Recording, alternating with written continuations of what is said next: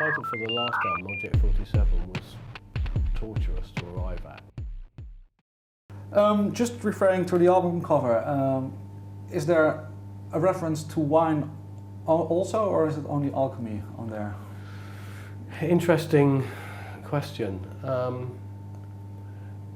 Well, I suppose you have to start with how we got to the title. I mean, the title for the last album, Object 47, was torturous to arrive at. It took us long to come up with the title than it did actually making the album. It seemed it was just like one of those difficult processes, and I just thought, well, fairly early on in the process of making the album, it would be quite good to find a title, and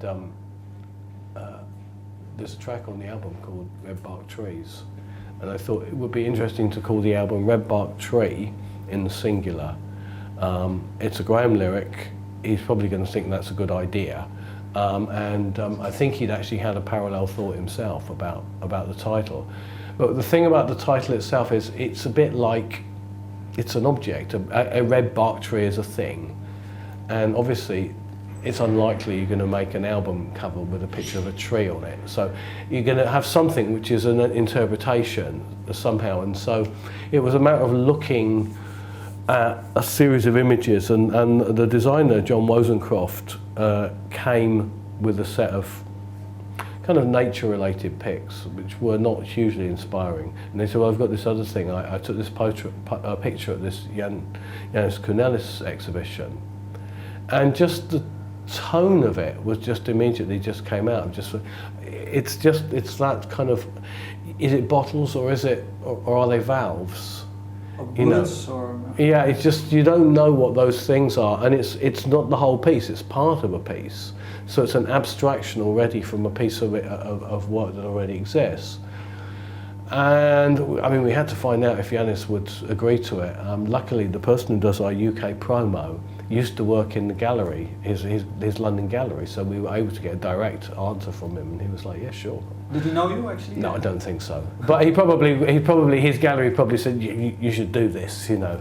And I think that I really like the interpretive nature of that idea of the alchemical thing in Red Bark Trees. I know Graham is more, also there's an alternate reading which is much more to do with an ecological thing, which is, maybe with the submergence of small islands, in the southern seas, maybe we'll lose something like the cure for cancer or something like that, But who knows? But there's always more than one way to read a text. You mentioned the possible losing of cancer. Is that a discussion maybe you had with each other, or can you recall? No, I mean, I think what tends to happen with lyrics, if Graham gives lyrics to me, I don't ask him anything about them.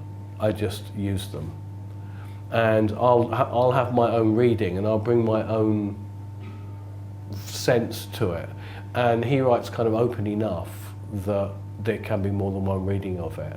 So no, there's not really that much discussion. Does he ask sometimes your opinion, or is he just, you have no talks about it when you go? Well, there were three kinds of words on the album. There were words that Graham wrote, words that I wrote, and words that we kind of did together. Mm-hmm. And the ones we did together, I already did rough draft of something and said, well, if you've got something you want to contribute to this, contribute. Graham's own words he writes on his own, but he always did. It's always a nice section. I mean, I write my tunes on my own, so it's not that makes it sound a harder thing than it is. It's not really. It's a fairly natural process, because the thing about that distinguishes this album from any other Wire album for a really long time is the way that it's been written. These are songs written on acoustic guitar for the most part. It's also the lyrical part.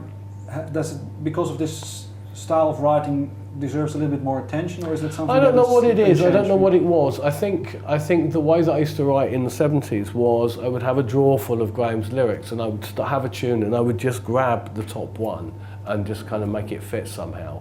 And I think that's become really a sort of modus operandi for me. I write very fast. If I'm writing a song, it's we're talking 5 minutes max. And so I want something instantly there, and if it's not there, I'll have to write it myself, which is boring. But does that maybe also cut the process, that once you're in the flow and you don't have lyrics already waiting for you, that maybe you have to... No, I think it's better to have lyrics already waiting. But when we decided that was going to be the process, I mean, I only had, I think, 4 or 5 originally from Graham, which wasn't enough for the album. So